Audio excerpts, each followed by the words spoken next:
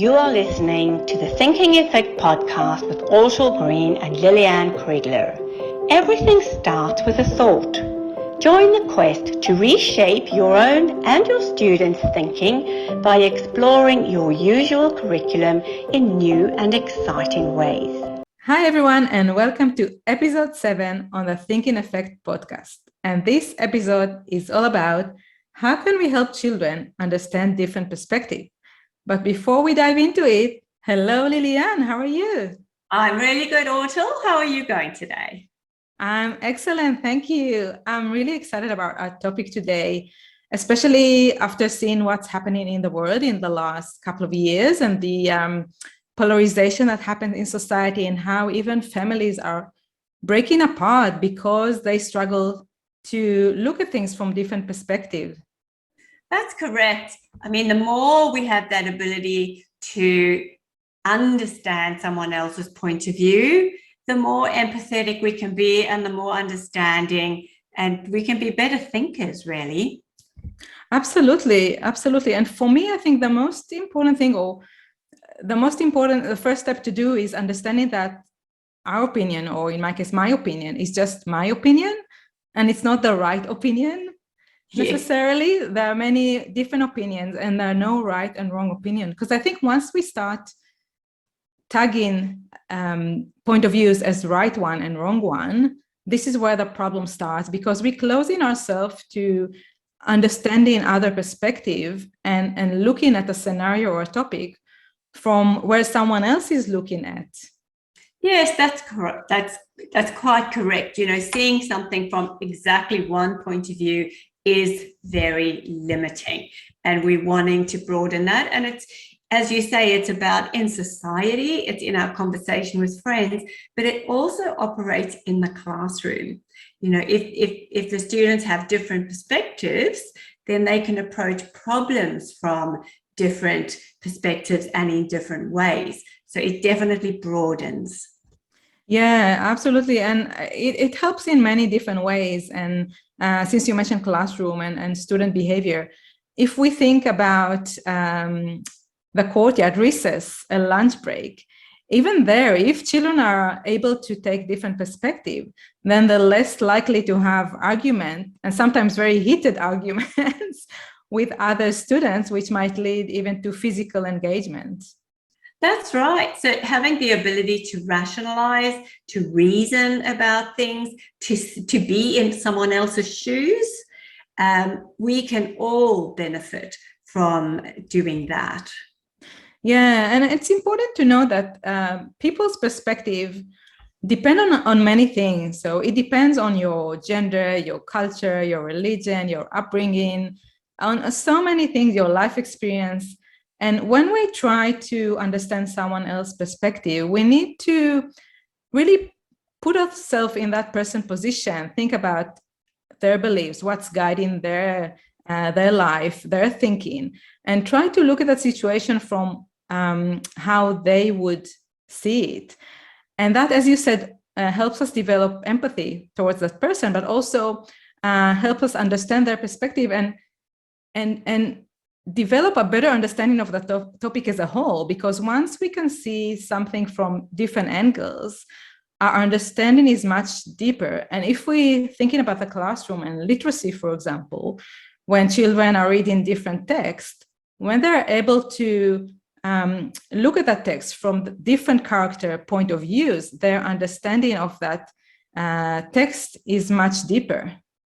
Yes, so they learn to reflect on how a character's actions might fit with their perspectives. And as you say, the perspectives are built, they don't come out of a vacuum. So even in a text, the students will be able to see what were the influences in this character's development that have them behave in this way. So you're quite right. It's very, very important in literacy to understand this when you're reading different things. Yeah, for sure. And it also helps students when, you know, often you want to have a debate in the classroom and you want to help your student being able to take an argument, a side to the argument that it's not their own side. So if they develop their capability to for perspective taking, then they'll be able to better argument a topic from different angles, better debate a topic, and it will help them we develop their persuasive techniques. Yes, I mean, one of the things about when we talk to each other is we can have a discussion, which very much is putting your point of view, or you can enter into a dialogue. And a dialogue is a much more open thing, because then you're really listening to everyone's perspective, and everyone together can come to some agreement or some decision and a better understanding. But I think you have a great example of how students in the classroom might think about these different perspectives, Audre. Yeah, for sure. I'm going to share an easy activity any teacher can perform in the classroom to help their student develop perspective taking. But before that, I would just want to mention a beautiful quote on perspective taking by Audre Lorde. So she said, "It's not our differences that divide us. It is our inability to recognize, accept, and celebrate those differences." So it's important to think about it and see how we can help our society, how we can bring our society closer together.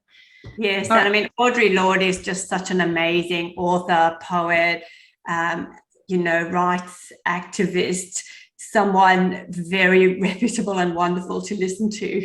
Yes, absolutely. There's a lot we can learn from her.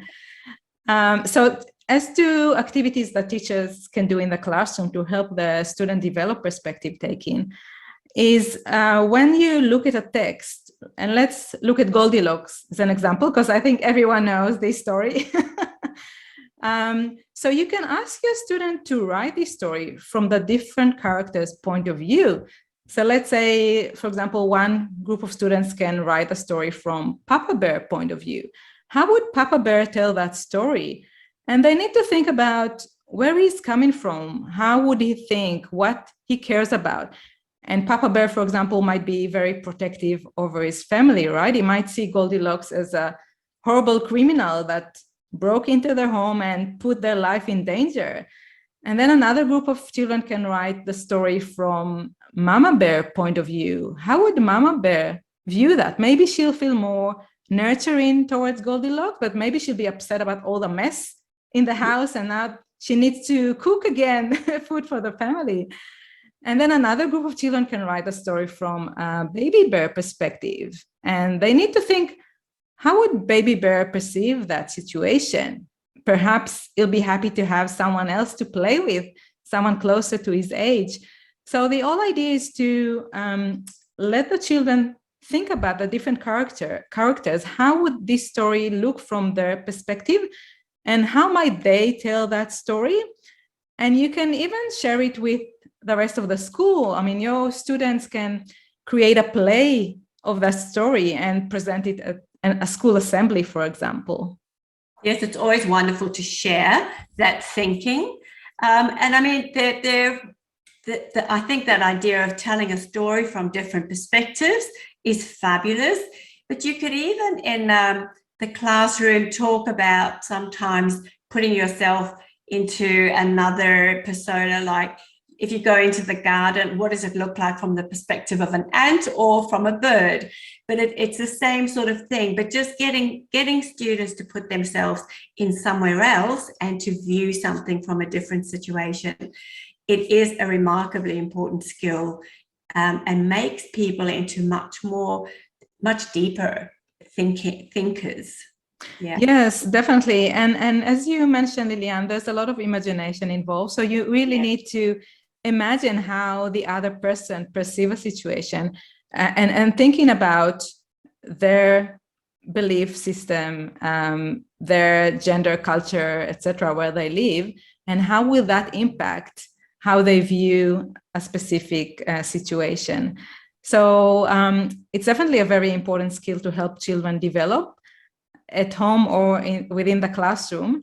And if all of us will develop that skill, I think our society will we'll be so much better. We'll be closer to each other, more tolerant, and not just tolerant other point of view, but also accept other point of view and embrace other point of view.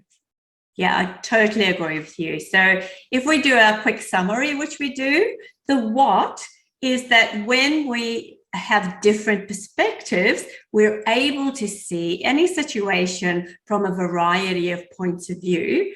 The why is because, as you said, it makes us not only more tolerant, but maybe even more accepting and maybe even able to embrace points of views that differ from ours, and it makes us broader and deeper thinkers. And how we do it is to offer students facilities and some little projects like in literature where they can present information like your Goldilocks story from different points of view. Yeah, so we encourage you to run such an activity in your classroom and share with us your experience. Please write to us. To our email address is thethinkingeffectpodcast@gmail.com. We would love to hear how you found this experience and how your students found this exercise. And one lucky educator that's going to share their experiences with us will get my book, Think Unique, which is your comprehensive guide as to how to create an innovative environment in your classroom. That's great. Everyone needs to read Audre's book. It contains fabulous information, and we greatly look forward to being with you again in our next episode. Yes, that's right. And our next episode is going to be, how can we help children develop their creative thinking? I'm so looking forward to this episode, Lilian. A fabulous topic. All right. Well, goodbye for now. Bye.